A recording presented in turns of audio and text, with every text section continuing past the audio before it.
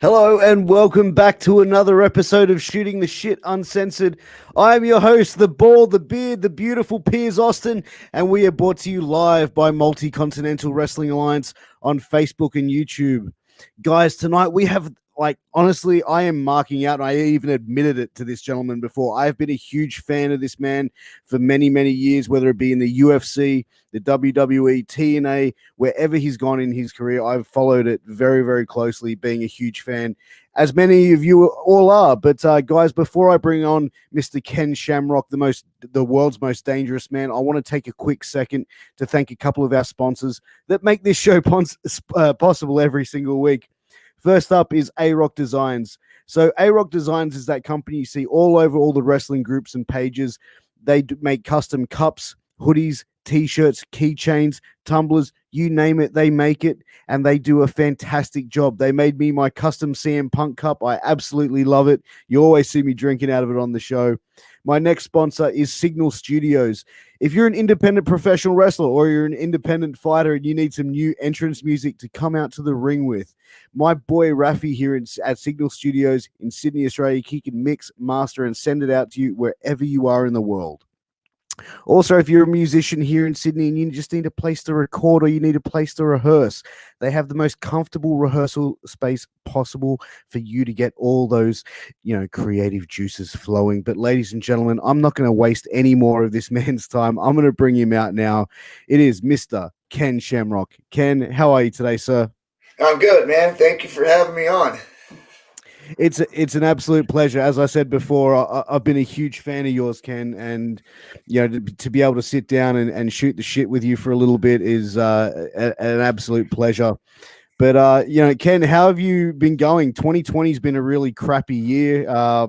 We've been seeing you on Impact. You've just been inducted into the Impact Hall of Fame. But as far as COVID and as far as life goes, how has that impacted you this year? Have you been able to obviously you've been able to get back into working, but how's the impact of that been for you? Yeah, it's been hard because one of the things that I like doing is I like traveling around and doing meet and greets and doing all these different types of seminars and events that have me engaging with fans. And that's all been shut down. I mean, I had stuff going in Florida and a few other places, and it felt like there was something taken away. Even when you go to the events, like in Impact, when I was inducted into the Hall of Fame, and then of course then having the match with Eddie Edwards, and then even matches before that, when there's no fans. Obviously we got to do our job, and we want the people on the TV and the pay-per-views to enjoy them. But it does. There's just something missing when the fans aren't there. So we miss them. We really do miss them in a lot of different ways. Yeah, and as a wrestling fan, it must be hard for a lot of people around the world not being able to attend shows, and for that being an outlet for a lot of people to go and see a live wrestling show, but also get the opportunity to interact with those stars as well. Ken, as I mentioned, I've been a huge fan of yours for a long time, and one of the things I wanted to mention as I was sort of going through over the past few days and doing my research and finding out more about you as the person and the man and how you became Ken Shamrock. One of the things that really struck me was your childhood and how you grew up. And, I've heard you tell stories about when you were 5 years old and, getting jumped, on your way to school and places like that. I've got a 4-year-old son and I can't imagine him getting jumped by other kids, but can you just tell us a little bit about what was life growing up for you like? Yeah, and it is. It's hard for people who live in a normal kind of atmosphere or neighborhoods to have an understanding.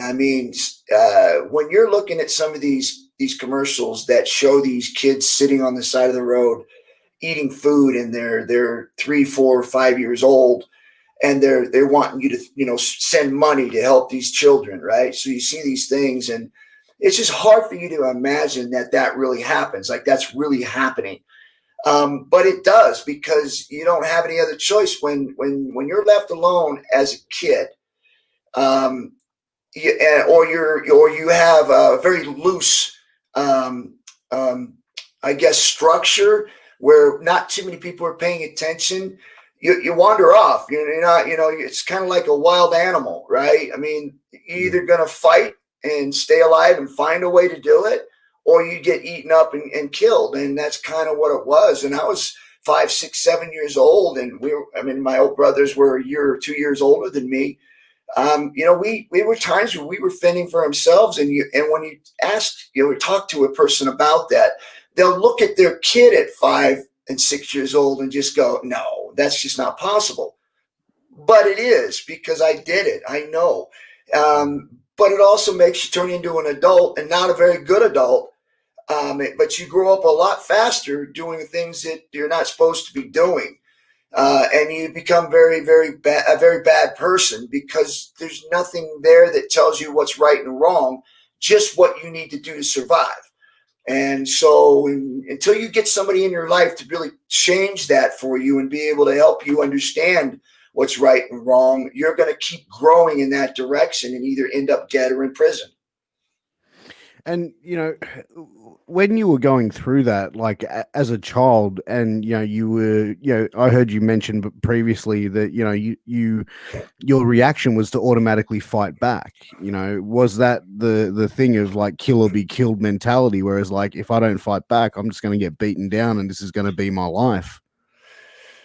Well, I mean, I'll tell you exactly what I was feeling, because I can remember standing there when somebody was in front of me and was bigger and knew I was going to get beat up. And the only thing that I thought in my mind was that the only way that I was going to get out of this is if I was able to fight, find a way, pick up a rock, kick him do anything I could do to try to win this, because there was no other way out of this. I can't outrun him. There's nowhere to go. And this kid's he's gonna beat me up. So the thought in my head every time was to get an advantage. And that was to hit him first with whatever I could, depending on how big they were. If they were my size, it was usually punch him or take him down first, grab him and throw him on the ground first. But it wasn't a thought of like, oh, wait, what do I do? How do I get out? No, it wasn't that at all. It was like, you got in my face.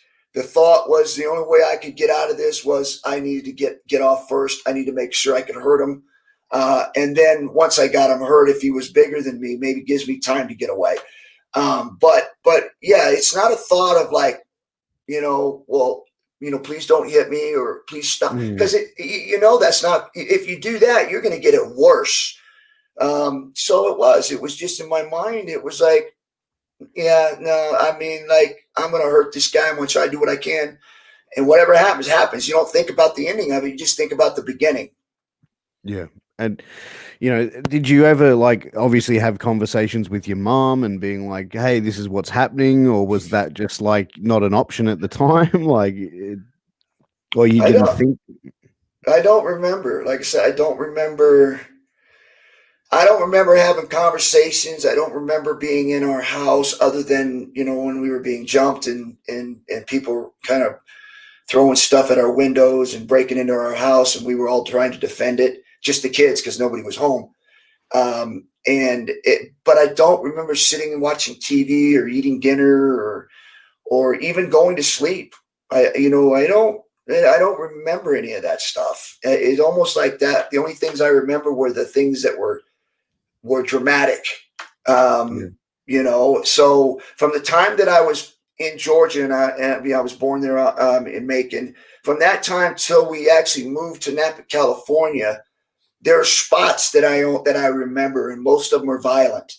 But other than that, I don't remember sitting on a mom's lap or being hugged or eating or watching TV or none of that stuff. I don't remember. Yeah, and being a child that young, it's pretty sad to think that your experience was only just violence and and that sort of world. It's crazy. But you mentioned moving to Napa and moving from Georgia. How old were you when you made that move? I was 10. I think, yeah, I mean, maybe it was earlier than that, 8, 9, something like that. I know we left Um, I think it was between the ages of maybe 7 to 9, somewhere in there. I think we had left because I remember getting stabbed at 10 years old in Napa, California. So I know it was before I was 10 is when we left. And it hadn't have been, we weren't there that long. It was only probably maybe a year and a half that before this had happened. Because I remember me and my brothers were fighting all the time, and we made enemies really quick, just because of the way we talked, the way we walked. So it was even then when we moved from there, we were again different, and we were again fighting, and we were again in the wrong crowd. Um, so it was. I remember though Napa and all the things that happened there in that house and being in there, and it was loud and screaming, and some abuse going on, and so all these things that were happening. I remember those, that at that Mm. time. But when I got to be about 10 years old, when I got stabbed behind 7-Eleven near Pueblo Vista, there's a middle school, or I'm sorry, a grade school where I was going, what I was supposed to be going. And I ended up getting stabbed and woke up in the hospital, handcuffed to a bed because I had run away and I'd been robbing stores. I did some strong arm robbery. And this is all at 10. And again, when people say 10 years Jesus. old, they look at their kid and go, no way. And so, well, yes, way, because I did it. So, yeah, it was, man, I tell you, if you think about it, the way I grew up, even at a young age, by the time I was 13 years old, I lived 5 lives for a kid, and they weren't good. Yeah, that's crazy. But like to get stabbed at 10 years old, that's unheard of. Like, you know what I mean? Like, I come from a different part of the world than you do, Ken, and a different era of growing up, and I can't even imagine that. That to me just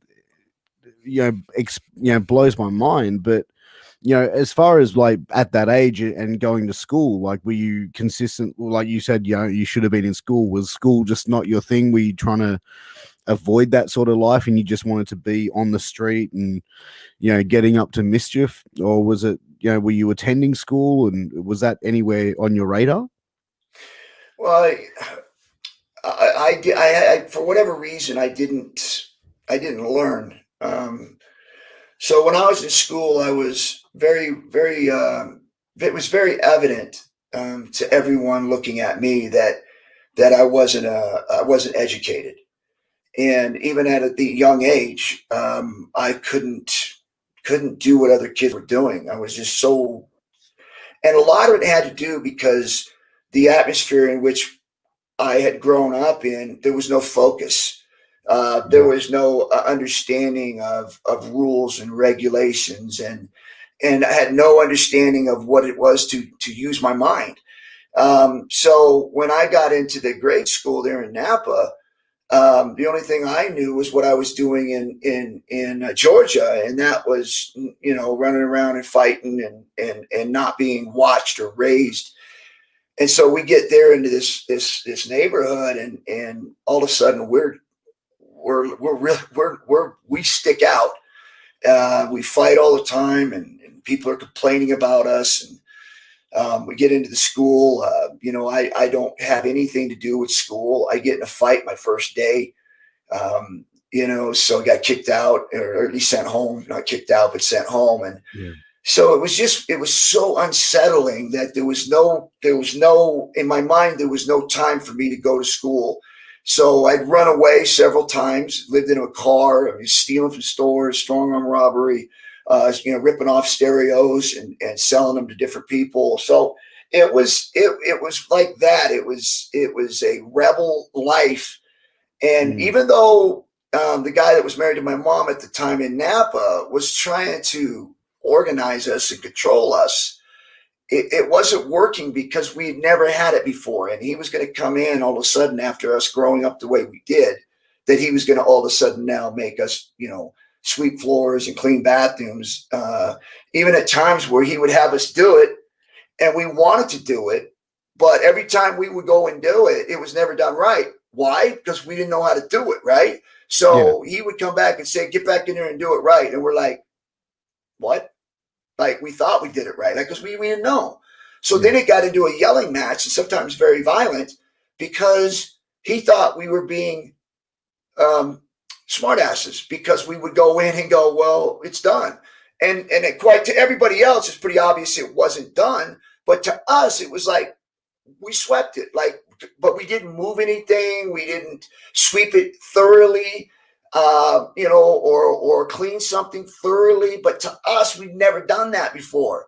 So when we would say it was done, he would look at us, and it was quite obvious it wasn't done. It was just kind of wiped over, but it wasn't done. But to us, it was done. Like, we didn't know the difference. And so then it would get violent, right? And so we didn't know why it was violent. We didn't understand it. So it's one of those things where one person was thinking the other one was doing something smart ass, the other person thinking, well, no, I thought I did it, like that's clean to me. So it got violent, ended up running away. And of course, then I got stabbed, woke up in a hospital, handcuffed to a bed because of all the stuff that I'd done. They were looking for me, and I ended up going into the group home system, taken out of the home. And then for 3 years, I was in and out of group homes in different placements. At 13 years old, I finally got into a place that was going to help me, and that was the Bob Shamrock's group home, Shamrock Boys Home, is where I really, I really saw a difference on how everything was done there. So it was amazing that I was able to fall into a place like that, because during the time that I was growing up in all the homes, wasn't very good. The systems that they had were just people doing their time, and then you would send them right back home into that same situation that they were already in trouble with. They could never really develop or grow from that, though. If they're just sending him back, it's just putting him back into a cycle, really. Yeah. But you got the same friends, you got the same problems that were there that caused you to get in those situations. So they're basically taking you out for 6 months to a year and going, okay, you passed. You now go back into the same problem and then fix it on your own. You're like, oh, this has got to be a high percentage of success. But also for young kids as well, like they don't know any better, and kids will automatically go back to what they know. Do you think that your stepfather was trying to put structure in there for you, or do you think he was, what's your feeling on that? Like you said, how he was trying to get you guys to do things properly, but obviously 10-year-old kids, you ask them to sweep the floor, they're never going to do that shit properly, no matter, whatever it is. But do you think he was trying to give you that structure and give you that, proper upbringing, or do you think it was just him being an asshole? No, he was trying. He came from the military, right? So he was in the war. He flew helicopters, and so he had this discipline to him. But the problem was that we'd never been raised. Like, we were already wild animals, and now you got this guy coming in from the military who's disciplined, right? And then so you got 3 of us and 1 of him, and so he's trying to come in there and basically, not teach us, but tell us what to do instead of teaching us what to do. So he didn't know the difference between, the problem and teaching us how to do it, rather than telling us how to do it and us knowing how to do it. We didn't know how to do it. And so he was assuming that if he kept pushing us and kept doing the things that he was doing, that we would eventually get it. But the problem is there was no teaching going on of, like, saying, well, see that over there? We'll lift the lid here and clean there. Or, hey, down around the bottom there, you got to clean down there. These are things that we didn't look for. All we were used to, because we never cleaned anything before. We never even made beds. And so, we would just wipe over the top of stuff and be done. Instead of slowing down and going, hey, let me show you here. And then go in and actually do that and show us as he's doing it. So that we literally go, oh, I didn't even think about down there. I didn't even think about getting there. I didn't even think about lifting up or behind the lid or any of that other stuff, or moving the trash can, or, any of the stuff that we wouldn't think about if he would have just taken the time to teach us instead of tell us what to do. Yeah. And I think that's the thing with kids. You know, you've got children yourself. You're a grandparent now. Ken, you got to teach and grow kids and teach them how to do these sort of things. And I think that obviously dictating and yelling, it will only get you so far before the kid turns around and just has a tantrum, and or in this case, with you, just gets fed up and just pieces out of the situation. Runs away, man. Ran away. But you mentioned Bob Shamrock, and going into that environment. How old were you when you met Bob, and what was the situation around that? Like, how did you and Bob come to know each other? Yeah, like I said, I told you at the time I was 10 years old, I was in juvenile hall, and then I was in and out of group homes from the time I was 10 to 13. And I remember one time that Bob came down to interview a few kids to go up to the Shamrock Boys Home. And this was probably when I was about 9 years old.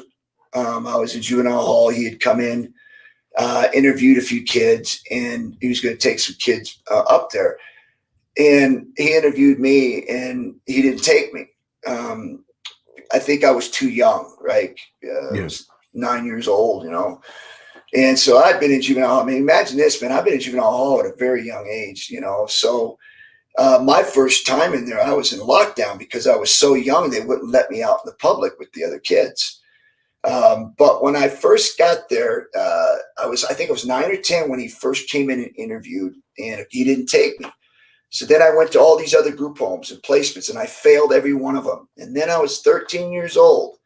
And I remember, like I said, I had done a lot of stuff and ran away, got in fights with house owners and tore stuff up. And basically, my probation officer says, "It's your last chance, man. The next place you go to, if you fail it, you're going to prison, kids' prison, CYA." Like, and of course, it didn't threaten me because all my friends were there, right? I'm like, yeah, big deal. Hang out with all my buddies. Remember, I'm 13 years old, so all that partying with the girls and all that stuff just wasn't like all that important. And so for that to threaten me going to CYA, I was like, oh, my boys there, we still hang out and still party, right? So it wasn't much of a threat, but I always had this thing inside my head that I wanted something better, even though I didn't know it. But I always was trying to find something better. That's why I was running away, as I just didn't feel like I was going where I wanted to, and wasn't conscious. It was unconscious. But I happened to be there, and after this conversation, he reached out to Bob Shamrock and asked if there was room at his house, because he had 3 boys that he wanted to place there, me being one of them. And of course, my dad came down and interviewed, and then took us. We got in a car, drove all the way up to Susanville from Napa, California. It was like 3-4 hour drive. Maybe less, but something like that. I don't remember how long it was, but I was in there with 3 other boys, and one of the other boys wanted to kill me because of some stuff, the beefs we had in the neighborhood, and also in the lockup there, we'd had some beefs there. So going into this house, I already had an issue with someone going in, and so. But the crazy thing was when we got there, I mean, Bob Shamrock came down. He interviewed us, said he'd take us. He drives, he leaves, he goes back. Us 3, we jump in a car with the probation officer, and then we drive 3 hours to this house. Yeah. But now we're all thinking, hey, I've been in group homes. We've all been in group homes before, and so we're kind of used to seeing a certain thing. So we pull up into this house. It's got these big iron gates with their initials on it, like a mansion. And we pull in this big old house, and it was this immaculate house. And we're like, are we turning around? Like, are we going somewhere? And say, no, this is it. And I was like, shut up. And I said, no, this is Shamrock Boys Home. And I go, you're lying. There's no way this is it. We get out, we walk into the house, and man, it's a mansion, big old oak door. We open the door, we walk into the house, man, I kid you not. To the left, there was a stairway that went up to the second level. And there was a pool table. There were video games. I mean, and there were rooms up there in the back. But this whole flat up top where the stairs went up was pool tables and games. And we're like, what? What? Shut the door, man. Wow. Like, wow. I Every mean, kid's like, dream. yeah, you're like, what's happening here, right? Pinch me, something's not right. But you look to the right, and there's a big old kind of a sitting area, and there was this big white piano, beautiful white piano, and it was an 18-foot open beam ceiling, sliding glass window with silk curtains. There's a big old fireplace that was made out of rock that went all the way up to the ceiling. And I was just like, wow. We walked into the kitchen. We had an oak table there that was 18 feet long, and it had pewter goblets, pewter plates, silverware, linen napkins inside the pewter goblets. And the table was like set all day long, like this Roman castle thing. Like we're like, what is happening here? Like, what are we didn't do anything to be here to have this. And so, and then there to the left where Bob Shamrock took us to sit down. Like normally you come into a group home and the house owners or the people on staff at the time would take the probation officer, and then some kid would take us to go put our stuff up. Bob Shamrock told the probation officer to go with the cook because they had a cook there, to sit down with the cook and get him some cookies and some coffee, and he was going to talk to us. And we're like, what are you talk to us for? We don't know anything. So he brings us to this bar, right? And it's got, Coke and sodas and M&Ms and chips and everything kind of all set up. We're just like, okay, you were okay. You got to be a homo, right? Because you're trying to feed us all this nice stuff, and you're going to take advantage of us. Because as a kid, that's what you're thinking. There's no way that we get this kind of stuff unless somebody wants something from us. And so it was really an awkward. Even though most people go, "Dude, I hit the jackpot," but for us, it was like, "Hold up, what do I got to do to get this? Like, what's happening here? Like, I'm a little bit cautious here." But it was real, you know what I mean? It was like, I remember he was sitting there talking to us, and he said, he pulled out our file, and he says, this is your guys' past. He basically threw it in the garbage. Obviously, he didn't throw them away because he got to file them, but just to show us, he kind of dumped them in the garbage. He said, it's your chance now to start over. He said, anything you've done in the past is done. What do you want to do from here? What do you want to be from here? It is your choice. And I remember the thing that really caught my eye was the fact that when he said, Kenny, you got an anger issue. Like, and literally knew what I had done. You get in fights. You're constantly a violent person. He said, let's figure out how we direct that into something positive. And I'm thinking to myself, well, the way I do that is just kicking somebody's ass. Like, just point me in a way and I'll fight anybody. That's how I vent it. Yeah. And there was another one there. His name was Sean Green, was more of artistic. And same thing, he would say, we've got to figure out how to direct your anger to something positive, maybe like drawing and different things of that nature. And so it was really a different atmosphere because like we weren't just numbers anymore. Like we were like actual people. And he was talking to us like we had meant something, as opposed to the other places that we went. And that was just the first hour that we had met this guy. So from that point on, obviously, there were a lot more things that he had showed us and actually directed us to do to help vent those things. And that's how I got to where I'm at today, was venting my frustration into something positive.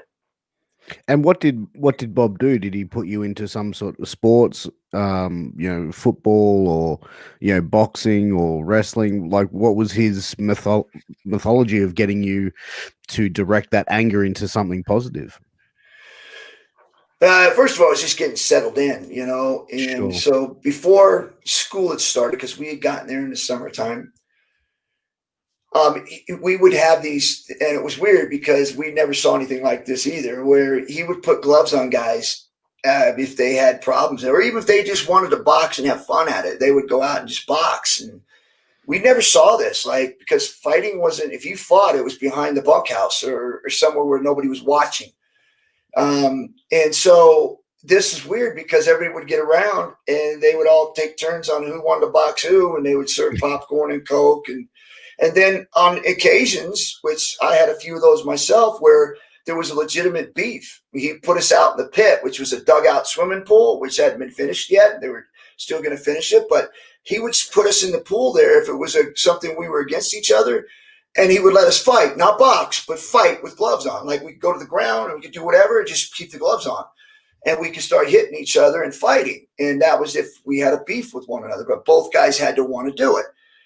And so I got in a couple of those myself. But once we were there for a while, we got settled in with this kind of stuff. And I think he started to see my athletic ability. He led me towards football and wrestling and said that, I think this would be a good way for you to, vent your frustration. And in his mind, he knew that if I would be successful at something that would help me vent that frustration, then all of a sudden I would feel relevant. I would feel important because now I'm doing something that people are praising me for instead of, telling me I'm a bad person and constantly getting in trouble for it. Now I'm getting patted on the back and people are paying extra attention to me because I was good at something. And the same thing went for anybody that was like drawing. I mean, I remember as a kid there one time where my mom had really taken an interest in this guy, and he's very articulate, but he had drawn some bad pictures at school and he got suspended because he drew a bunch of people being killed and murdered and said, kill them all. And so the counselors were like, this dude's sick. He needs to be put on medicine. And so she saw that the drawings were really good. Like, I mean, they were so articulate. She said, that's really good. Didn't look at the stuff that was being drawn on there because that was him venting, right? Yeah. And it was harmless. It was harmless, right? And so she literally started saying, listen, because we had study art every night. She says, you could take, half the study time to draw whatever you want to draw. It said during study, you could draw whatever you want to draw and just show me, let me see it, and just do it here. Don't do it in school. And so then she said, the other half, I want you to draw an addition onto the house. And so the kid goes, all right, he starts drawing whatever he wanted. Of course, he tried to, he drew some pretty sick stuff just to try to get a rise out of my mom. But she's just like, she saw the talent. And then, of course, he had to start. It took a couple times for her to get him to do it. But eventually he did it. He drew it on, and it was beautiful. It was awesome. And she said, okay, so, but what's the measurements? How big is it? What's the space? So she started tricking him into going, what are you talking about? He says, well, if you're going to actually do this, you got to have a measurement. You got to know how far it's going to go out or how much material you're going to need. He's like, well, I could do that. And so then the kid starts getting into this because the people that were actually putting the addition on were actually doing the addition. He was actually drawing the addition. And so now he's getting with them and asking them about, hey, how do you do that? And so now he's learning this stuff. So it went from this kid with the teacher at school saying, you got to be put on medication, you got to stop doing that, to a kid now who actually is an architect now. That same kid is an architect now, all That's because awesome. somebody saw the value in the talent that he had. Obviously, he was venting using that talent, and it was going in the wrong direction. But nevertheless, it was able to find a way that this kid could feel important at doing something that he was talented at, as opposed to what he was talented at, hammering for it and teaching him, wait a minute, do this in this way and you're going to get praised for it, and then you're going to get paid a lot of money. And that's the thing. It obviously gave him that confidence as well that he probably hadn't had before. And, you said he was drawing stuff to get a rise out of people, but then when he started getting challenged about, okay, draw an add-on to the house, what's the measurements, what's the product, it probably got his mind thinking more and more and thinking more outside, and then sort of like leaving that sort of nastiness behind and going, okay, well, this is what the next step is, and now I've got to think of this and this and this. Right. But Ken, I wanted to move on into your career, and I think a lot of the biggest misconception that people have probably about yourself is that you were an MMA guy that went into pro wrestling, where in reality you started to train wrestling in 1988, and then obviously went into pancrase and MMA and the UFC, and then on to WWE. But what led you to pro wrestling? Yeah, I started pro wrestling in 89, 90. I had actually started with Buzz Sawyer. in Sacramento. I would drive up from.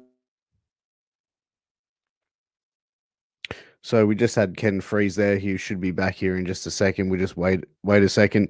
But guys, thank you so much for tuning in for this interview. It's been a great opportunity to sit here and talk with Ken, guys. But just to make mention of our sponsors once again, head over and check them out. That's A-Rock Designs, Signal Studios, and also we can't forget about WASIF Championship belts. Guys, every wrestling fan in the world either owns a championship belt or wants to own a championship belt.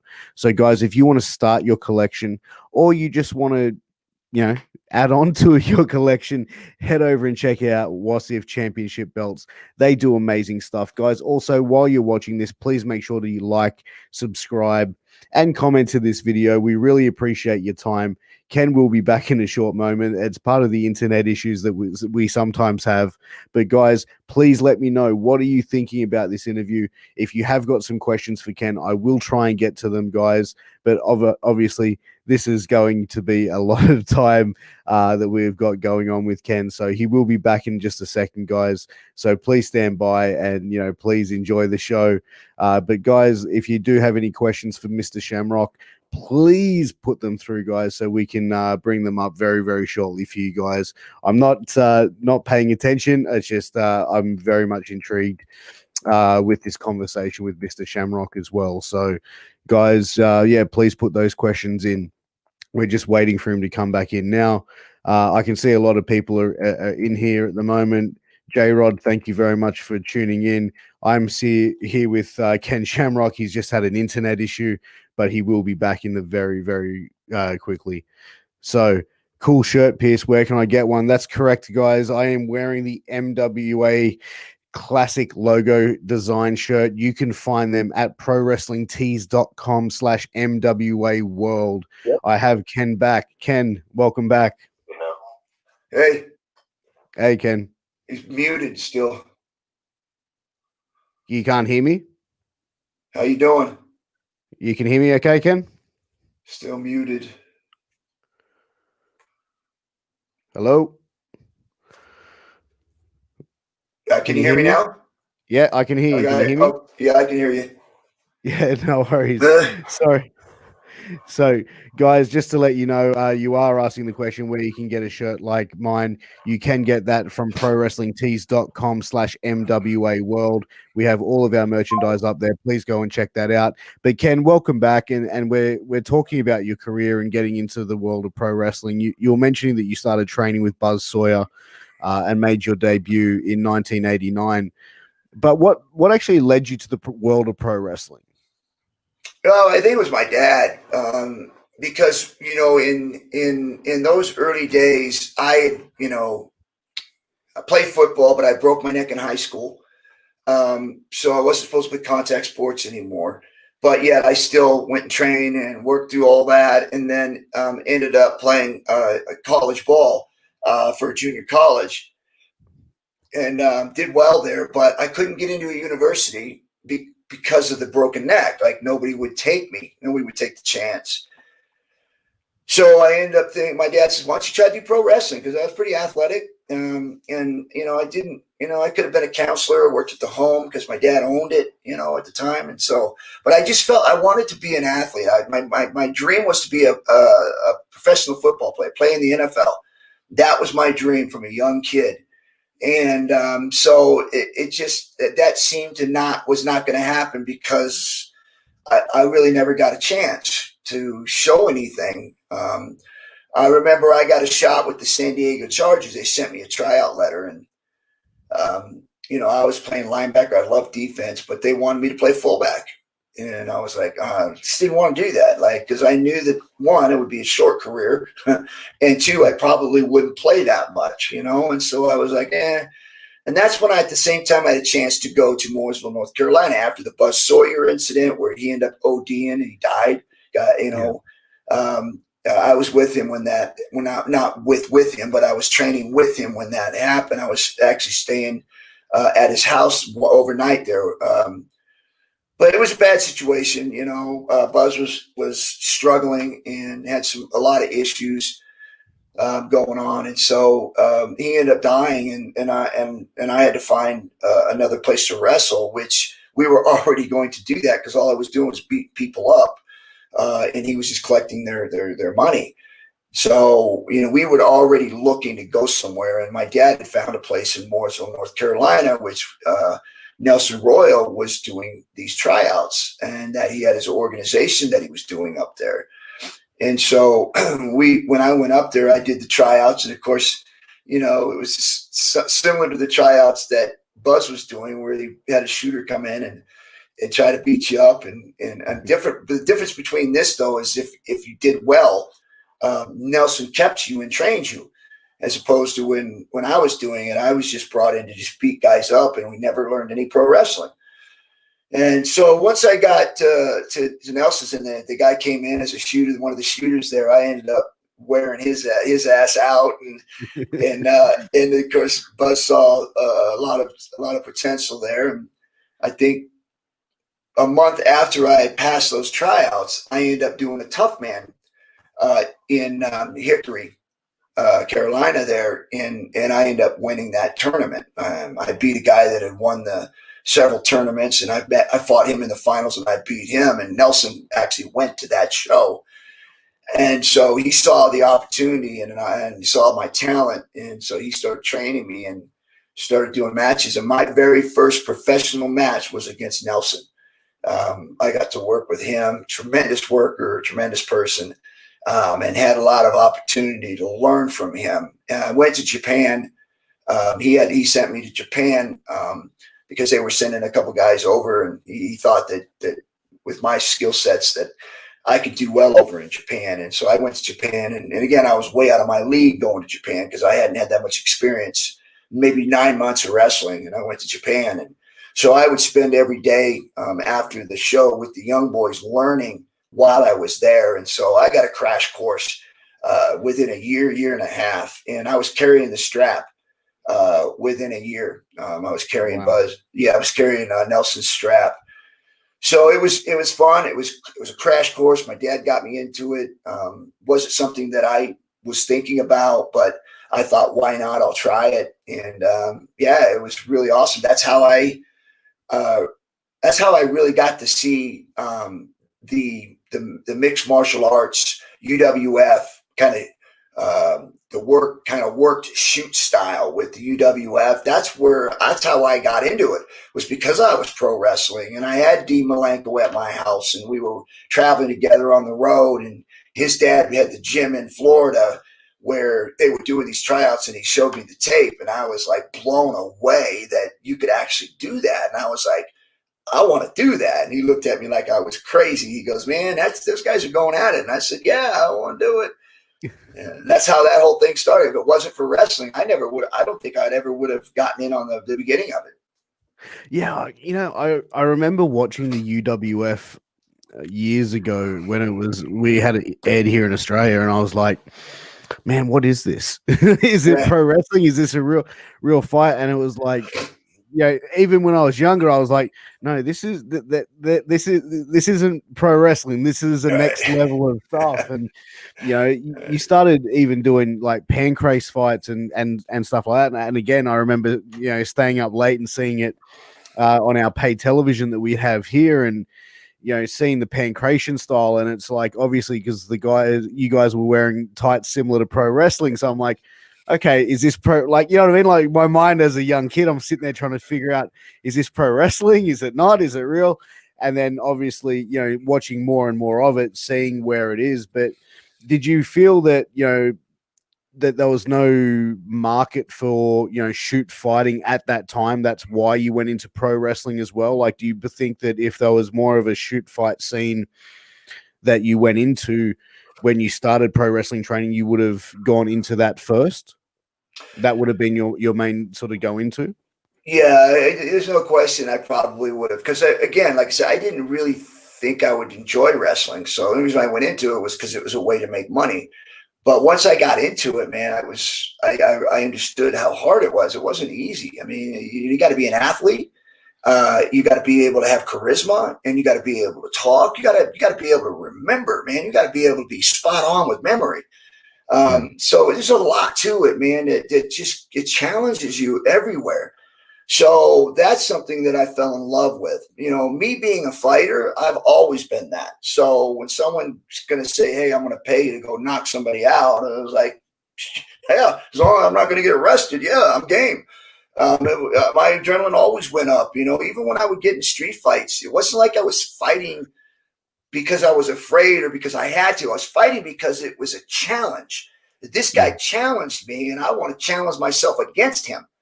Even though my intensity was through the roof, and I would go after guys and just literally, you know, beat them before I ever got in a ring because I wanted to know that I was going to hurt them. But ideally, in my mind, it was because I wanted to challenge me, and I wanted to make sure that they knew that I knew I was better than them.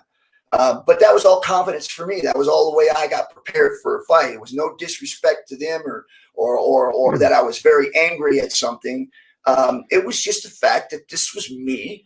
And this is how I went into a fight, was that my intensity had to be here. And that's how I fought. And so it just happened to play out really well with fans in the way that my attitude was. But yeah, so no question, man. If you had to put them side by side when I first started, I would have chose the fighting. Absolutely.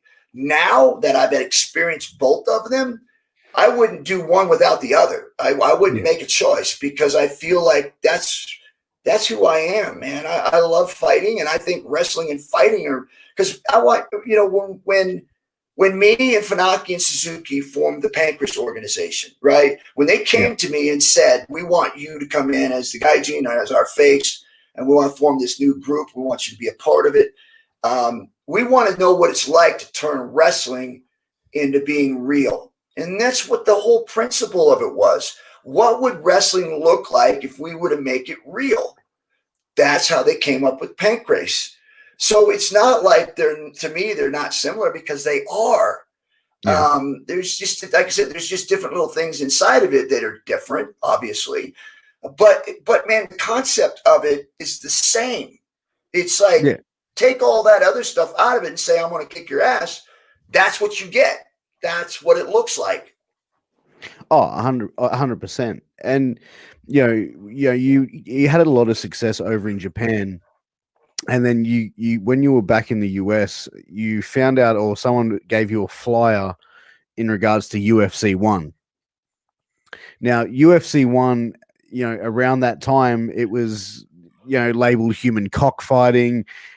People didn't understand exactly what it was, and obviously it didn't have as many legislation and rules and guidelines as it does now. But when you were first handed that pamphlet for UFC 1 or told about it, what was your initial reaction to it? I basically threw it back at him and said, "That's fake." He's like, "What are you talking about?" I said, "That's that WWF stuff, that wrestling stuff, man. You can't. It's just all entertainment stuff." And he goes, "No. This is real." And I looked at him and said, "How do you know that?" He goes, "Because they told me." And I said, "Of course they're going to tell you that." It was like I was fighting with him, actually, and telling him that it's not, they can't do that, right? And so I ended up saying, "Okay, I'll call him," because he kept pushing me and say, "Dude, I'm telling you, it's real. You should do it." And I was like, "Well, all right, I'll make him a call," right? I'm just thinking, I'm going to find out. Because, I was fighting in Japan at this time, right? And I'm like, I'm the number one contender over there. And I'm like, "Yeah, let me call these chumps, and I'll say I'll do it, and watch what happens." So especially when they find out who I am, they're gonna like, "Oh well, yeah, but we don't want to use you. You're not our type." I was just thinking of, like, they're just gonna say no to me, right? And so I remember talking to Art Davies and asking him, "Hey, is this real?" He goes, "Yeah, it's real." And I go, "Are you sure, man?" I said, "Because you telling me I could just kick a guy when he's on the ground?" And he goes, "Yeah." And I was like, and in my head, I'm going, "This guy's BSing me, man. There's no way that's happening." And so I said, "Listen, I'll do it." And he goes, "Yeah, but we're only taking, guys that have been champions or have some sort of discipline, fighting, professional fighting discipline." And I was like, "I do." And he goes, "Well, what do you do?" He says, "I'm over in Japan, and I'm the number one contender, at least at this time. Before I won, because a couple of weeks before that, I won the championship, then went to Japan and fought." And so I said that I was the number one contender over in Pancrase style, which is a mixed martial arts fighting. Yeah. And he looked at me and he said, let me get back to you. And so I think, like I said, it's a long time ago. Yeah. So it wasn't long after that he got back to me and said, yeah, you're in. And come to find out, years later that they brought me in just so that Hoist would have competition. That there was somebody there other than just strikers for Hoist to have to go with, so that he wouldn't just like walk through everybody, which he did anyways, because he put me away pretty quick. But the understanding of that was like, oh my goodness, you can't do that. There's no way you could do that. And so I just thought, okay, let's just try it. And then, of course, all the way up to the fight, even after I defended my title and I went to fight in the UFC, thinking in my head that when I get there, they're going to say, okay, this is how it's going to go, right? They're not going to let us do this, this, and this. So all the way up to that, and nobody has any idea how this is going to work out. Like, they're all just like, really? We can do this? And so we get to the rules meeting. No rules, right? We get to the rules meeting, and we're all questioning ourselves, huh? What? It's like, what are you talking about? It's like, oh, we're going to have a rules meeting. And we're like, I mean, I don't say anything because as far as I'm concerned, I'm fighting. If they're going to do this, I'm in. We're going to go. But if they were going to say, well, you're going to have to do this, you have to do that, then I would just say, I'm not doing that. I'm not going to do that. But we get right up to do it, and then they have this rules meeting, and then all of a sudden they start putting rules in, and we're like, I remember Zane Frazier? I can't remember which one it was, but one of them had been really pissed because I think Horian said that he couldn't tape his hands, right? Yeah. And so he's getting so upset. He goes, there's supposed to be no rules because these guys, Art Jimerson and Zane Frazier and some of these other guys, Kevin Rozier, these guys are fighters. Like, they make money with their hands. And now you're telling them that they can't tape their hands. They may break them for $1,000 or $2,000 where they're making tens and $20,000 and $50,000 for fights. And now you're telling them you can't protect your money, your hands. But then they took my shoes away. And I'd never, ever been on a surface without wrestling shoes. Like, that's what we fought in. That's what I captured the title in. I mean, that's all I'd ever done. Yeah. And then, obviously I didn't understand this till after the fight was over, but I remember going into that thinking, I'm already here and they're going to fight. They're going to let this happen. I'm doing it. I'm not missing it. Right. And of course, as a young guy, not understanding, because I didn't have that much experience. And even though I was a champion in Japan, I'd only been there 2 years, and I was learning fast, but this kind of fighting was so much different. So I get in there and I start fighting, and I'm thinking I beat Kevin. There's no problem, not Kevin, but Patrick Smith. My first one, I take him out, and he's supposed to be really tough, which he was. And then I go against Hoist, and I remember as I was taking him down and thinking I'm going to destroy this guy, I got this rope wrapped around my neck, and I'm trying to pull it. I mean, I could take it. I could have tore his hand. I could have done anything. I could have broke that if it was a human being, right? Yeah. But it was a rope, and I remember, and it was just thinking in my head when I was down there, and this was really quick too. I'm thinking they took my shoes away. They said it was a weapon, but what's this around my neck? So that to me, man, in the very beginning was so confusing. I mean, nobody understood what we were getting into. These guys the Gracies had been practicing this type of fighting for years and years and years, and had set this tournament up to display their grandfathers and their fathers' style of fighting, which was amazing.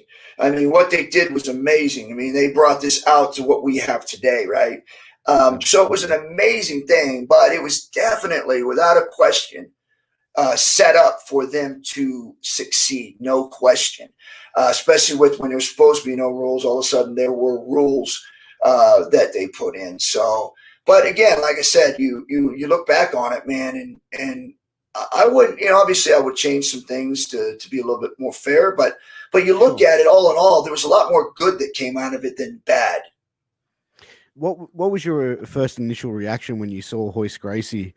And him coming down to the ring wearing the gi and the black belt, and having the Gracie train, coming to the ring. Like, what was going through your mind there? Were you obviously you're not the kind of guy to get intimidated by that, But was that like, okay, this is like, this guy's legit, or were you like, what the fuck's this clown doing? That's exactly what it was. It was like, that's not helping you. I don't know what you're doing, but they can't all fight. Yeah, You got you're to only come in getting here in here. alone. So, yeah. Of course, then there's humble pie after that. You know, I mean, like I was cocky. There's no question that I was cocky. I mean, I was so cocky that when they took my shoes away, I was like, it don't matter. I'll beat anybody. And that's just, you know, when you're young like that and you're having all that success, you don't think there's anything anybody can do to beat you. Like no matter what they do, they can't win. And, you know, as you get older, you start realizing going, wait a minute, you know, you definitely have chinks in your armor, so you better make sure that they don't find them. but I think that as a professional fighter, you know, professional fighters always skirt that line of confidence or cockiness. And I think, Right. you know, you're never going to see a professional fighter going, well, it's a 50-50 chance. I reckon he may be able to knock my ass out in the first round. Like, no fighter's going to say that. You know, like Yeah. every fighter believes they're the greatest that ever fucking walked the planet. Yeah, But you're not gonna get him to walk away from a fight either.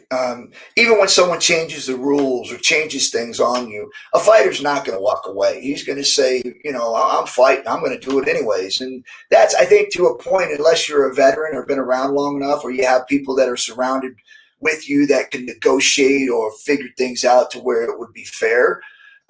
Fighters are not going to do that. They're going to be able to say, I don't care what you do, I'll fight you. And even though it may be detrimental to you, that's your character. You're just not going to walk away from a fight. no, absolutely not. And I think even as an athlete as well, it's always about challenging yourself to that next level and putting yourself, how much can my body go through to, you know what I mean, before it sort of gives out.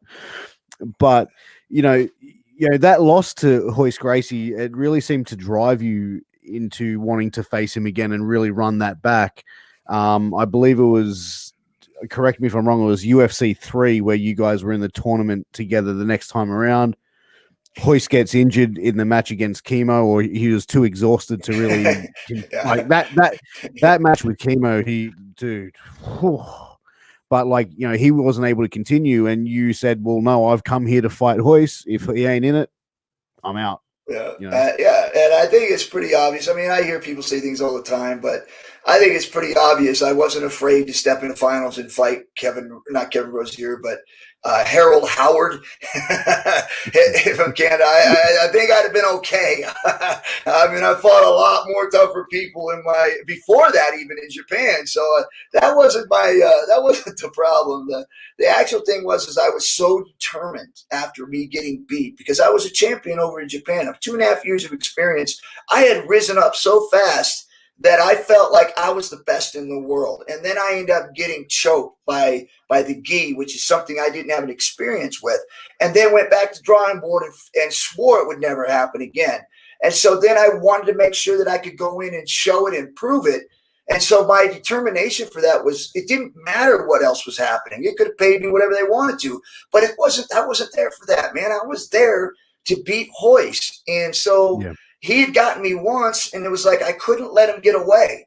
I couldn't let him slide away from me and go keep fighting and never have to challenge me again, because they didn't want to, right? I mean, they kept moving in different directions. And then to be exhausted, I mean, everybody's exhausted getting into the finals. But it was one of those things where it was frustrating to me that everything had to be perfect for them to go in and fight, and everything had to be something that they wanted to have happen. And it was always one-sided. It was their way or no way. And so it was frustrating to know that I was also exhausted. I'd won both my fights, but I was tired, even had an injury, but it didn't matter, because that's what we did. We fought, and even we fought through any of that stuff. And therefore, he got exhausted and then wouldn't come in and fight because he was exhausted. I mean, everybody was exhausted. And so it was just frustrating to go, you know, I didn't come here to just win 2 fights. I came here to beat you. And it didn't happen. And I made it really clear when I said I'm not going in there and fighting somebody that I don't have any reason to fight. I came here to fight Hoist and only Hoist. And I knew when I said that, and I knew what I was doing, was that it would put pressure on them to make that fight happen, because the fans are going to want to see it. You know, he got me the first time, And I literally, especially with the record that I had and with my background with the grappling and all that, and I made a lot of noise and saying, I want that fight. I want that fight. And I'm not fighting anybody else till I get Royce. Made that fight happen because I truly believe if I would have gone in and won and beat, Harold Howard and would have been quiet about it, that we'd have never fought again. We'd have never got to fight again because he would have disappeared, knowing that everybody was catching up, that everybody was starting to figure out how to do this fighting. Yeah. And I think that's exactly what people have done over the years with Brazilian Jiu-Jitsu. It's, people have evolved it and it's become like not an everyday practice, but in MMA, it's like a staple of that product. It's a staple of that sport. But you did get to face Royce again. That match, that was, they started to put a little bit of rules onto MMA or UFC in that time. And, how did you find the different types of rules that they were putting on you and stuff like that? Was it more in the favor of the Brazilian Jiu-Jitsu Gracie style, or do you think that it was the rules that they put in were fair for both parties? Well, I mean, when you look back on it, obviously it worked to their favor. But I'm not sure when they actually put the rules in that it was something that the Gracies wanted to have happen. One, because, their whole thing was that they were in good shape and that they could go as long as they needed to. But I was definitely a different breed. I mean, and I think they knew that. I know they knew I could go forever because I did a 40-minute match with Funaki in Japan. So I know that they'd done their background on it and knew that I wouldn't tire, that I was a very conditioned athlete and that my skills, even though they were not as near as Royce's, I was never anything close to his grappling experience at that time. Like I said, I had 2 years of experience, 2.5 years of experience compared to his 24 and his family's 50 years behind that with doing this type of stuff. So I wasn't there, right? But I was scary enough that there was something they worried about. And so when you talk about when I went into that fight, I trained for a 3-hour fight. I mean, I literally worked with guys and I was ready for that 3-hour fight. Then I thought that's what it was going to take, especially since we didn't have all the knowledge that we have today. We don't have that knowledge. And today, when people talk about it, they have rounds, right? Like they can literally go in there and explode, and then they get arrested for a minute. Whereas back then, you could go in and explode on somebody to try to get them, and if it takes you 5, 6, 7 minutes, and you start to tire, you don't get around, man. You're done. You're finished. Yeah. So you have to make sure that you paced yourself, that you didn't go in there and just go after it, because if you didn't get it, you're in trouble. So I trained for that 3-hour fight, being patient. I even put the ground and pound thing in there where it was a nice slow headbutting here and there, punching the body, pushing down on the belly to keep him from breathing freely. And all of this stuff was very, very patient. It was not fast. It wasn't going to be quick. It wasn't going to be explosive. It was going to be methodical because I watched them do it. I watched how they would push people into submission without having to do anything other than hammer kicking their back or popping their head, which none of it done any damage at all. It was just to get people to think that they had to move. And by them moving, they would end up moving into their position to submit them. So I figured that out by watching them, and I just literally turned that around on them and said, okay, I could do the same thing in the guard, whereas I could put pressure on you and keep you from being comfortable and make you move so that I'm able to do something to you. And then after a while, you'll get so tired that I'll have my way with you. And that was my strategy going into that fight, was that I developed that strategy, knew that I could go 3 hours if that's what it took to wear him down and then take him out. And when I got there the night before, they come in and said that, they got to put a time limit on it. This had nothing to do with Royce or Horian. It had nothing to do with them. They weren't in control of the time limit. This all had to do with the TV and the block of time that they had on TV, that they had to block out a certain amount of time for each fight. And there's that way it wouldn't run over like they had done in some previous fights where they would lose coverage because they ran out of time. So this had nothing to do with Royce. So they didn't plan this so that they had a better leverage on it. In fact, I think that they thought it worked against them, But in reality, when it all came out, it worked for them because I was the better conditioned athlete. I was the one that pressured them, and I was the one that pushed them into being tired, and so that they were going to be in trouble later on, and not me. But they didn't, like I said, didn't go into the fight. They didn't think that that was the issue. In fact, I'm sure that they didn't want it to be a 30-minute time limit, and especially with no judges, right? I mean, if there's no judges now, you've got to draw. So, I mean, sure that they didn't want that. So I don't think this was something that they did. I'm just saying it was just, for me, it seemed like there was always something that kept me from really getting after Hoist. And like I said, people were always talking about that competition that me and Hoist had. But what I think that they fail to realize is that what I was able to do at that time with Hoist, with the experience that I had, was phenomenal, because you're thinking I had 2 years of experience. I mean, prior to that, I wrestled in high school for 2 years. Other than that, that was the only professional, or not professional, but the only combat thing I'd ever done, other than some tough mans. But that was it. And then I was in Japan for, I think, 2 years at that time. And during that 2 years over there, I'd only fought in pancrase.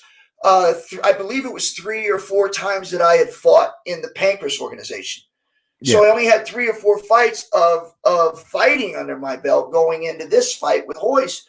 Whereas Hoist, they've been doing this in their gym, been doing it in Brazil. Their family have been producing this kind of fighting technique their whole life. And so for me to go in there and have to develop something that would give me an opportunity to beat him, it was to make sure that I did not put myself in a bad position, because I couldn't break the gi. There's no way I could break a physical arm or leg or anything like that, but I wasn't going to break through the gi. So I had to make sure that I didn't put myself in a position to where that gi would eliminate my strength. And so that's why I came up with that style of just sitting in the guard, putting pressure on him, headbutting him, punching his body. Anytime that I had an opportunity, when he would start to move for something, I would push back down on his stomach, which would flatten his hips out and keep him from breathing very freely. And if you looked at the fight, and I tell people to look at this, when you look at the fight at the end, Hoist was done. In fact, they didn't want to go another 3 minutes. Like Horian changed the rules and jumped up and said 3 more minutes. And that's when I was able to land a punch on him and really start to put some work in on him. And then when 3 minutes ran up again, which we weren't supposed to have the 3-minute overtime, I'm thinking to myself, let's do 3 more. These guys want to keep going, because they're always doing that. Like, they always want to keep going. And I was like, yes, let's keep going. But they stopped it because they knew that the tide was not in their favor. I just put a beating on Hoist, even though it wasn't what you could actually see as explosive, but it was a gradual beating put on him for 30-something minutes. That was a gradual beating on his body that caused him to be carried out of the ring when it was over. It, like, that match, like, it was absolutely, like, as you said, it was very methodical with the way that you were trying to get his breathing off guard, and it was an intelligent way to fight, especially when you've got 30 minutes.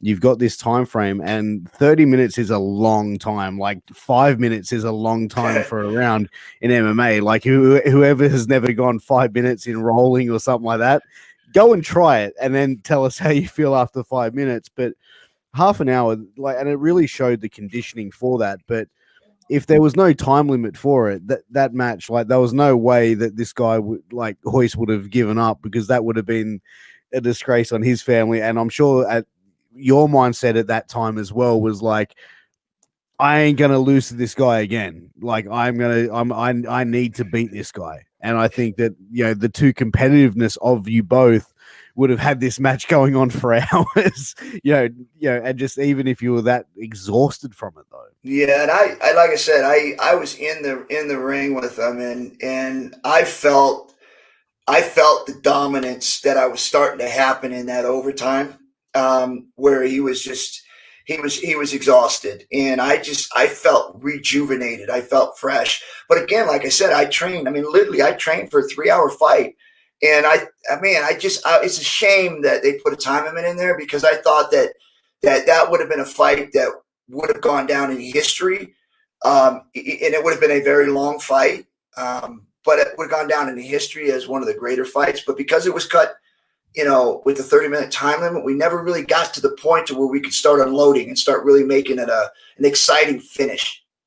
Yeah, and like have a definitive finish to it as well. So, Ken, we have been talking for an hour, and I don't want to sort of skirt past your UFC stuff, but I also wanted to be conscious of your time as well. So, your pro wrestling career, obviously, taking a sort of pause to get into MMA, getting the opportunity with WWF at the time and to go in 1997 into the WWF and be put in a pretty prominent sort of storyline between Bret Hart and Stone Cold Steve Austin for the refereeing spot of the match. But how did that all come about? Like, how did WWF get in contact with you and start that relationship going?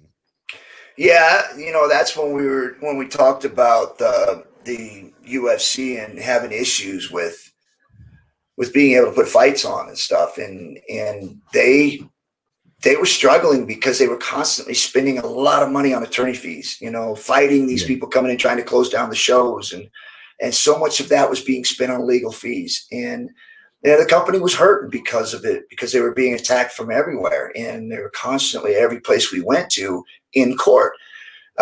So I had been, obviously rose up after the super fight with Hoist. Hoist left the organization, not to return. I started to rise to the top and become the face of the UFC. So I was in a position, I had beaten Dan Severn, clearly handled him in our first super fight, the second one after Hoist. Yep. And so I was the face, and I was the one out doing all the interviews and all this stuff, and I was supposed to get a certain amount of money that me and Bob Myers had talked about, me getting a raise, and when it was time for that to happen, Bob just couldn't do it because he was constantly, in and out of court, spending money on legal fees, and it just felt like we were being pushed out of pay-per-view. We weren't getting the amount of buys that we were normally used to because of some of the attacks on us. So it was cutting some of the pay-per-view numbers out because some of the companies weren't carrying us. So it was just getting nasty. And so he wasn't able to pay me what I needed. And I remember me and him had a discussion, and I told him, I said, as much as I wanted to stay, I had made obligations to the fighter's house where I had, 5 to 7 fighters in this fighter's house, and I was paying for everything, food and stay, everything, training, all of that. I had a gym that was a kickboxing and boxing gym. I had a grappling gym, and then I had a strength and conditioning gym. They were all 3 different buildings, and I was paying for that, and I was paying for the trainers. And then I also had my own home that I was taking care of my own family. So that was a lot of things that I had built up as a business. And I wasn't able to make those payments if I wasn't getting the money I needed for the UFC. And so I told Bob, I said, I just can't do it. I said, if I was to shut all that down and then I could go ahead and do it myself, then I would be able to make it. But then I would let down the fighters in the house. They wouldn't be able to stay there, continue their training. And we wouldn't have the Lion's Den like we have today with all the history behind it. That would have never happened. I would have let the boys, the group home, the boys home, where the at-risk kids were, there were 7 of those kids there. I would have had to close that down, and those kids would have been put back into the system and possibly fail. And then, of course, I would not have been able to take care of my own family, So I would have had to cut out all of that other stuff and in order to take care of my family and myself and continue doing what I wanted to do. But I would have had to disappoint all those other people. And so I chose not to do that. I chose to give up on the dream that I was chasing in order to take care of everybody else's dream and to take care of my family. And so I made that decision because I made a promise to those guys and to those different businesses that I would do what I said I was going to do. And so I went and tried to find something else to do. I left the thing I love doing to go and do something that I didn't know what I was going to do, but I had to make money somewhere. And I remember pro wrestling was the one that my dad again said I should go and revisit that, right? Yeah. And so we reached out to a lot of different companies, Japan, WCW, and WWF. And Vince got back to me right away. It wasn't but 48 hours, 24, 48 hours that I got a call from Vince himself saying, hey, how'd you like to come up here to Connecticut? We'd like to talk to you. And I was like, absolutely.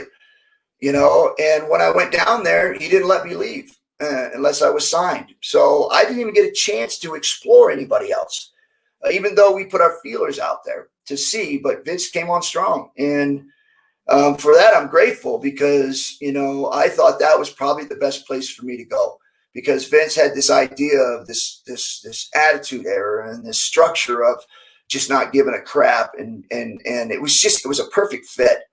And as you've seen, it really took in fact, is in that era, the attitude era, in most people's mind, was the best time in wrestling.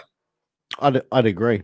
I lived through it, and I think that Ken Shamrock as a performer in the Attitude Era, it was a perfect fit. You know what I mean? Like, the world's most dangerous man, the sort of unhinged, crazy, combat sports fighter. It fit in with what the Attitude Era was, and it went like a glove. But you going in there and getting to work, the first match that you're involved with, as I said, was with Bret Hart, who's been documented as being a good friend of yours, as well as Stone Cold Steve Austin.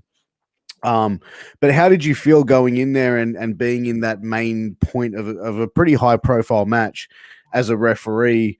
Do you wish that it could have been something else where it had been you more in the ring as a competitor than as an official, or were you just happy to be in that situation? Well, it was the opposite because, like I said, when I went in, it was a long time since I had wrestled before. And when I went under Vince Torelli, and it was fine when I was doing it then, with the wrestling and the hip tosses and all the stuff that I was being a pro wrestler. But now I had built this character, this world's most dangerous man. Like, I was a legit fighter. And some of the heat that I was taking when I actually transitioned from, the fighting into wrestling, even from some of my fighters was, that this was fake and how could you do that? You're selling out. And so I took a lot of heat. So going into that match, I was thinking, man, I don't know how I'm going to do this because I don't want to be that pro wrestler I was. I can't do that because I'm the world's most dangerous man. I'm legit. So how do I do this without making me look stupid? And so I remember going into that match going, how am I going to do this, man? And so as I get in there, the match starts and, 5 minutes into the match, I'm like, I don't even notice that this is not pro wrestling. Like these guys are going at it. And I'm thinking to myself, as I'm going through all this, I'm refereeing this like a fight. Like these guys are literally tearing into each other.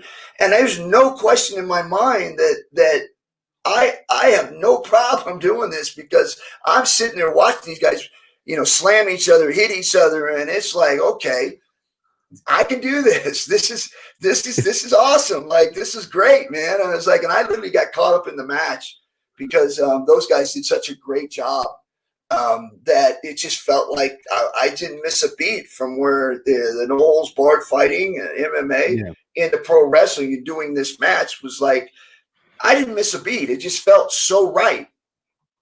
And I think pro wrestling had changed around that time, probably maybe a year before that, where it gone from being that real hokey type of, character driven stuff to being more, in your face, a little bit more sports orientated, and hard hitting and edgier.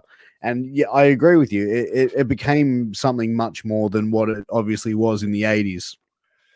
But getting into your time in WWF, you had an amazing career there. In the years that you were there, the matches that you had with Owen Hart, Steve Blackman, Steve Austin, the list goes on and on. But what were some of your favorite moments when you were wrestling in WWF? Yeah, man, I had a lot of them, man. I was very blessed in that sense because I remember, even having matches with Stone Cold and and Shawn Michaels, The Undertaker, Kane, Big Boss tag with Big Boss Man, Owen Hart, Yeah. Bret Hart. I just one after another, man. I was in the ring with these guys, right? And it was just an amazing time. But the one where I really felt like I had gotten the most out of was the program I worked with The Rock. I felt like when we started that program, um, we literally started to develop um, this character that would remain for the rest of our careers. We really did sharpen each other, and were able to put on some pretty tremendous matches. Even being on some of the opening cards and stuff like that, we had pushed the envelope for everybody else to step up because of our matches were so good that everybody had to match it, and they were, and that's what made the Attitude Era so great. Was that everybody was in there doing their thing, and it seemed to be when you were in there, that was the hottest match. So it would always build up into the next match, the next match, the next match, and it was really a tremendous time. But yeah, so I would say definitely, a lot of memories there, a lot of good times, a lot of special moments. But yeah, I think that the program with The Rock was special. King of the Ring was probably one of my favorite moments. Having the match with The Rock for the final there, and that's a memorable one, a special one. What about the chair shot you took from The Rock to the face, man? Like, I still watch that back today and just be like, good fucking God, man. That just made my skin, 20 years later, it still makes my skin crawl seeing that. And, did you walk away from that like uninjured? Like, what was the aftermath of that? Yeah, I told Rock, I said, if you don't swing it, I'm not selling it. So you need to hit me, because he didn't want to at first, right? He was like, thought I was crazy. Like I said, Don, trust me, man, I'll take care of it. Because the one thing I didn't want was get hit in the back, because everybody does that, and then get hit in the head when I can't see it. And even when I played football, I always hit with the forehead, like boom, and followed through. And so I was so used to, even when I wrestled, I always used my forehead. Like it was my pivot. Like I was always putting my forehead into people. And so it just felt natural to me. Even when I fought, when I was on the ground and I was moving, I'd always use my head to push other people's head up their chin, or post my forehead on their body. So it was just a natural thing for me. And so when he was going to hit me with the chair, I said, I don't want it in the back. That seems too unrealistic to me to hurt me. I said, but if you hit me in the face, and he goes, what are you talking about? I said, just hit me in the face. He goes, I'm not hitting you in the face. I go, yeah, hit me in the face. He goes, I'm not hitting you in the face. I said, I'll take care of it. Just swing and aim for my face. I'll take care of the rest of it. So we had a discussion quite a long time with that. And then when he said, you sure? And I said, yeah. And I said, listen, when he said, okay, I said, you better swing it. He said, because if you do and you don't swing it, I'm not selling it. He looked at me and he goes, oh, I'll swing it, but are you sure? And I go, absolutely. So we get in there and he swung it. And, again, wrestling's history. It was a moment that people will always remember. But I'd do it again, because I felt like that was safer to me than actually being hit in the head, either the top or the back of the head. Were there any guys like in the back there that sort of did Rock get a little bit of heat from that, from people that didn't understand or hear the conversation before that? Because it looked savage and reckless. Yeah. Well, if you looked at Farouk during that match, when he slides into the ring after The Rock hits me with the chair, you see him look up at The Rock like what did you just do? He thought he killed me, man. And back in the locker room, everybody was like, dude, you okay? And I was like, I'm fine, man. It was like, it was in my forehead. It wasn't my face. It was my forehead. Oh my God. But you mentioned, tagging with Big Boss Man. You guys were the tag champs for a period of time, where you also held the IC strap as well. What was it like tagging with Boss Man? Because he was so good in the ring, and from all stories that I've heard about him, just an absolute gentleman behind the scenes as well. Yeah, he's a good dude. As we all do, we live a little bit rough in the beginning, and then later on, especially when I was with him, he was a great dude. Responsible. You could count on him. Very intelligent, good dude, and would do anything, right? Anything for you. So my experience with him was awesome. It was a great experience, and he's a great person. So I know that when he passed, I know that he's in the right spot because he was a good man. He was a good dude, and yeah, it was a shame to hear that he had passed away. But again, like I said, knowing the kind of person he was, I'm happy for him because I know where he's at. So Yeah. it's a good thing. Oh, absolutely. And like I said, Ken, your life and career, I'm finding it hard to sort of try and squash everything in. I actually love to get you back for a part two because I don't want to leave anything out and disrespect your life or your career because you've done so much. But we are getting to that 1 hour and 30 minute mark. And Ken, I am going to put you on the spot. Can we get you back for a part two? Because I feel like there's so much here that is on the table. Absolutely, love to. Yeah. Excellent. Well, on that note, guys, I am going to be playing Guess the Aussie Slang game. So I have told Ken about this. He has been to Australia. He actually held a championship belt here in Australia a couple of years ago with Battle Championship Wrestling. So he may know quite a few of these slang words. So we're going to start things off for you, Ken. So are you ready? Yes. Okay, so I'm going to say a slang word and I'm going to put it in a sentence. Okay, so I'm going to start off with the first one, bogan. My uncle Daryl is a real bogan. Chump. Bogan's it's kind of like an Aussie redneck. So Yeah, someone who's it's like it's real. it's not a disrespectful thing, but it's more of a word of funning. Yeah, yeah. Yeah, Like if yeah, you call someone a bogan, it's like, yeah, all yeah. right, mate. Yeah, no worries. Okay. Next one is Chucky Yui. Yui. Up here, Chucky Yui. What am I telling you to do? Say that again. Chucky Yui. Chuck a Yui. Yeah. Is that a throw? It's a U-turn. Oh, you Chucky Yui. Chuck a Chucky Yui. Chucky Yui. Chucky Yui. All Chucky right. U-turn, mate. All right. That makes sense. All right. Oh, check out that Sheila. Sheila. Oh, check out that babe. Exactly. There you go. All right. All right. Hey, Ken, my dad's outside again. Oh, Jesus. He's in his budgie smuggler. What's a budgie smuggler? Is that an attitude?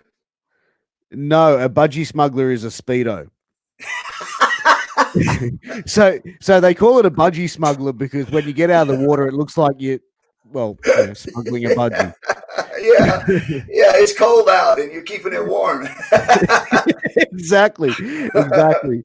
All right. So how's this one? Hey, mate, would you like a stubby? Yeah, cig or a cigar. No, stubby Oh, is a beer.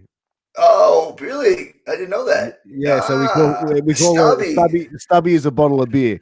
So this is another one which I'll incorporate a stubby with. But that bloke is a few stubbies short of a six pack. Yeah, that means like he's not all there. Exactly, Uh, exactly. All right, so we'll go a couple more for you.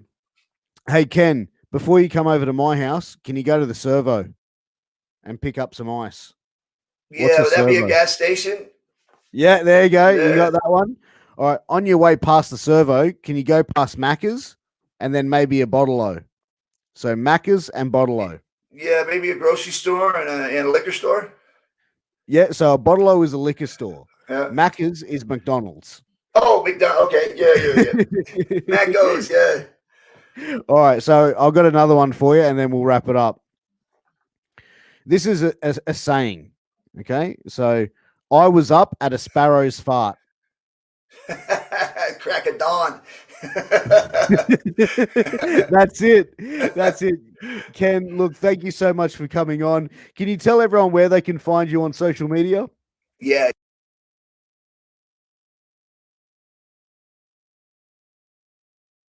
Can you hear me, Ken? I think we've dropped a little bit of audio here, guys, but we are just wrapping it up. I will have Ken's social media coming up very shortly. We're just waiting to hear back. Can you hear me, Ken? Testing 1, 2.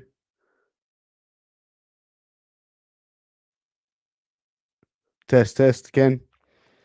Guys, we will be back with Ken for a part 2. He did say that he'll come back with us. So, guys, thank you so much for watching. I will be posting Ken's social media up very shortly. But, guys, I really appreciate you tuning in. Thank you so much. Please make sure you click that subscribe button, click that like button, click that love button, and show us some love. And we'll be back in literally about 8 hours, 7.5 hours, as I will be going live with Vampiro. So, guys, make sure to tune in for that one, and we'll catch you next time.